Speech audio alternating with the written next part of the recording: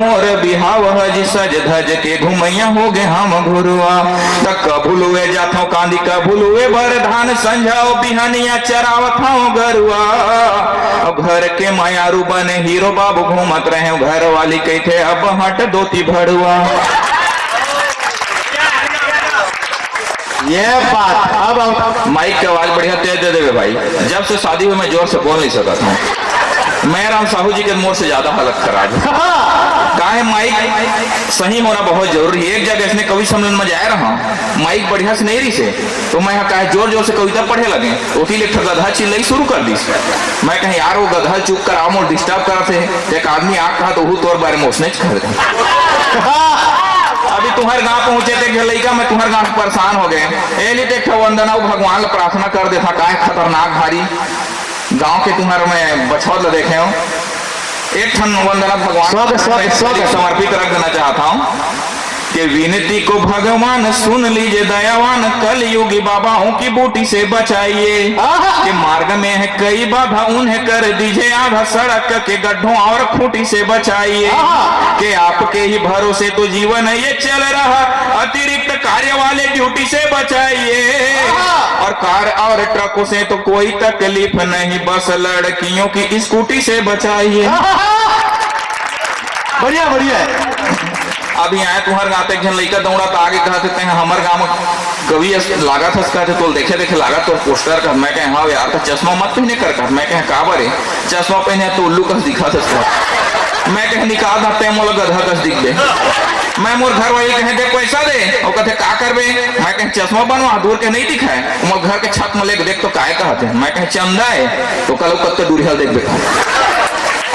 अभी तुम्हारे यहाँ बता हूँ आए ना तो घरों लड़का दौड़त आगे भारी विचित्र विचित्र लड़का पैदा करे याद काय पढ़ा के सर हमार मैं मेला राम साहू जी एक लड़का दौड़त आगे कहा थे मैं तो तोलाना कहा थे सीपत के कवि सम्मेलन में सुने रहे कहा थे आज 2-3 साल बाद आपसे भेंट हो देखा मैं कह बहुत बड़े खुशी की बात है यार मैं कहें तो 2-3 साल बाद देखा था मोला दो मोर में कुछ परिवर्तन आए हैं कहा पहले ज्यादा चंदवा हो गया मैं कहें लड़का भारी तंग कर रहे मैं तुम परेशान कर डर इस राय का सवाल पूछा जाए मैं कहें जब हम कोई चीज ऊपर फेंकते हैं नीचे क्यों गिर जाती है कब का पढ़ता तब पूछे तो पहली कहा छठवीं तो मैं पूछे जब हम कोई चीज ऊपर फेंकते हैं वो नीचे क्यों गिर जाती है चुप हो गए। मैं कहें कैसे पढ़ाए तुम्हारे मेला राम साहू जी गुरु जी अरे ठीक से पढ़ाएंगे का सब के सब गधा बेवकूफ हो तो कहते तहु गुरु जी एकदम खास कहा तो जब कछु चीज ऊपर फेंक दे नीचे नहीं गिरी तो ऊपर में कौन तोर बाबा झोंके।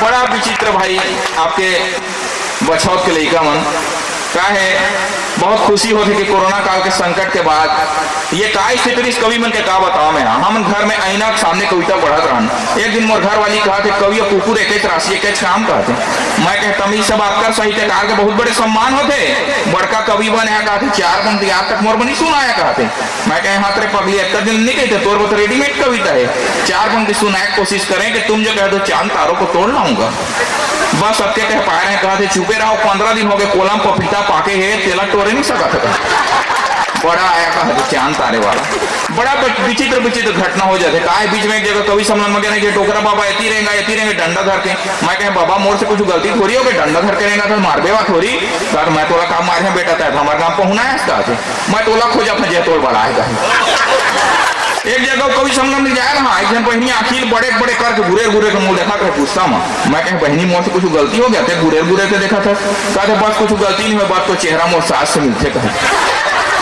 कोरोना काल के बात करते रहे मैं यहाँ कोरोना काल में का बताऊं का स्थिति से ऐनक सामने हम कविता पढ़ते रहे ना कोरोना काल में भारी भारी आदमी मन निपट गए साहू जी मेला राम साहू जी बता हूँ बड़े बड़े आदमी मन निपट गए कब त्रासदी झेले हम मैं तो भगवान को बहुत बहुत धन्यवाद देना चाहता हूँ कि आप सब पहुंच गए था कहूँ कि आप मन नहीं रहता तो हमें कौन सुनती तो ये कोरोना काल की स्थिति है मैं कहा अपन श्रीमती कविता सुनाया मतलब बताए ना मोला कहा ये कोई कविता है अरे कविता सुनाना है तो ढंग के कविता सुनाओ आजकल जमाना कब बदला जात है तब मैं ढंग के कविता सुनाए कि उम्र चाहे जो भी हो कमसीन लगती हो कि उम्र चाहे जो भी हो कमसीन लगती हो घायल ही कर डालो कितनी हसीन लगती हो और तुम्हारे बिना मैं क्वारंटाइन हो जाऊंगा कोरोना की तुम वैक्सीन लगती हो। ऐसा कविता तो महू जान था गा थे कि तुम ही मेरे मुरलीधर, तुम ही मेरे राम हो, तुम ही मेरी सुबह, तुम ही मेरे शाम हो, और मानो न मानो तुम मुझको राधे माँ, मैं सारे जहां से कहती हूँ तुम साक्षात आसाराम हो। बता है स्थिति बहुत खराब हो गई है। कभी मन आदमी गंभीरता से लेत नहीं है। एक जगह कभी सम्मेलन में गए रहे, मेला राम जी बता था दूल्हा दुल्हन बैठे रहे टिकावन के बाद कभी सम्मेलन करात रहे। मैं कथा कभी मन खिलाओ मिठाई पेड़े भाई, ये चाय ड्रिंक सब बंद कर, वैसे भी चाय वाला मैं कुछ बोल नहीं सकन, पता नहीं कब देश के प्रधानमंत्री बन जाए। मोर दुकान ले चलन दे का है माइक वाला भाई साहब बता दो पहले तो एक बार एक ताली बजा दो, बढ़िया हासद भी है। मैं पहली बार कोई माइक वाला देखे जो हासद भी है। कैमरामैन भाई बार भी एक बार ताली बजा दो, बहुत मेहनत करते हैं। लेकिन आप लोग बता देना चाहता हूँ कैमरामैन वही बनते जो बचपन ले दूसर के घर ताक झाँक करके आदत रखते। बढ़िया पीछे पीला टी शर्ट वाला भैया आपसे भी निवेदन, आप भी बैठ जाओ, अभी लोकसभा चुनाव तब आप खड़े हो जाओ। और मैं भगवान से पूरा उम्मीद कर रखा हूँ कि भगवान यदि खड़े हो पैर दे तो बैठे हुए कछुन कछु आप लोग दे छोड़िए। मैं कथा कभी मन खिलाओ मिठाई पेड़े और भूल से भी कोई कवियों को ना छेड़े। एक जगह दूल्हा दुल्हन कवि सम्मेलन करात रहे और टिकावन के बाद अमोला छेड़ते हुए कहा थे दुल्हन का रौब मारते दूल्हा, कवि साहब कहा थे दूल्हा कि आप हम लोगों कवि हमारे लिए भी कुछ सुना सकते हो क्या? कहा थे हम दूल्हा दुल्हन के लिए कहा थे। मैं कहे तो बड़े चुनौती देती इस मोर परीक्षा और आपके पर साहित्य काले चुनौती। मैं फौरन वाला 4 पंक्ति सुनाए कि वक्त ठहर जाए और धीमा 1 लाख हो जाए।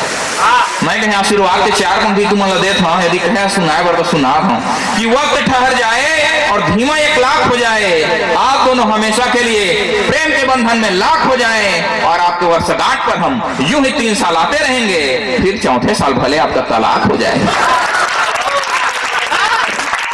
तो ऐरा गैरा न तू खैर मुझे ना समझ ना कि करते भ्रमण चारों धाम कर आया हूँ। जीवन में शांति है तो योगियों की शरण में अपनी सुबह और शाम कर आया हूँ। कि अच्छे खासे लोग भी ना आज तक कर पाए ऐसा एक बड़ा मैं तो काम कर आया हूँ। कि आसाराम रामपाल राम रहीम के बाद शेष दिन राधे माँ के नाम कर आया हूँ।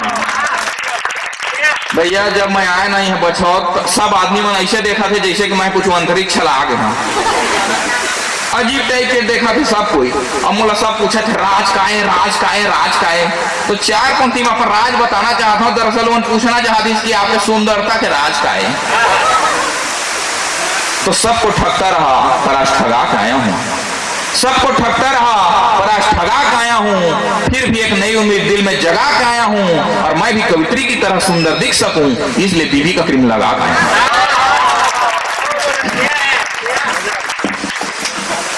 आप सबके पावन उपस्थिति प्रणाम करता हूँ। का है जम्मू पर्वत घाटी ले नमन है, जम्मू पर्वत घाटी ले नमन है, दाई मन के अचरा पाँव के साटी ले नमन है और संस्कार संस्कृति और दया माया के ठौर बछौत के पावन माटी ले नमन है, बछौत के पावन माटी ले नमन है। आदरणीय साहू जी, कथावाचक महाराज जी, भाई बलदाऊ यादव जी, आप सबके उपस्थिति प्रणाम करता हूँ। आदरणीय साहू जी के मैं तकरीबन 2-3 कवि सम्मेलन में आए और मैं उन देख के 2 पंक्तियों का सम्मान में पढ़ना चाहता हूँ कि एक अनोखे राह और नेकपथ हैं आप साहू जी, कि एक अनोखे राह और नेकपथ हैं आप और साहित्य रूपी गंगा के लिए एक भागीरथ है आप। कितना कठिन काम कर रहे थे साहू जी।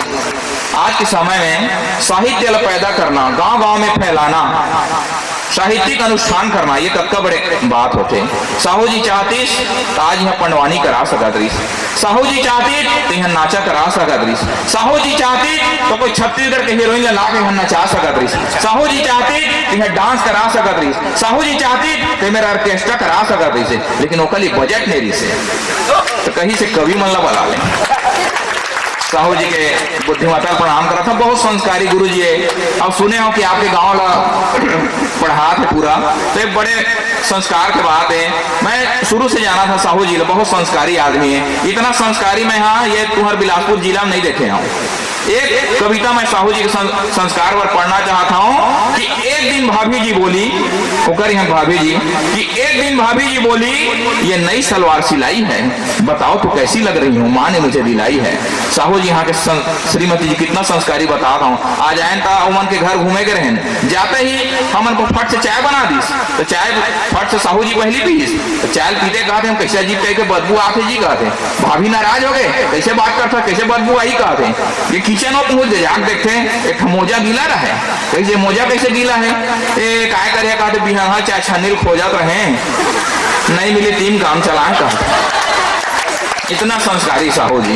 तो एक दिन भाभी जी बोली ये नई सलवार सिलाई है, बताओ तो कैसी लग रही हूँ, माँ ने मुझे दिलाई है। सुनते ही साहू जी बोले आंखों में भड़के सोले, अपने ये संस्कार नहीं, मुझको ये स्वीकार नहीं, अरे सलवार पहने की बच्ची है, अकल की एकदम कच्ची है, 1 माह से देख रहा हूँ तेरे इस सलवार से हमारे पड़ोसन की साड़ी अच्छी है।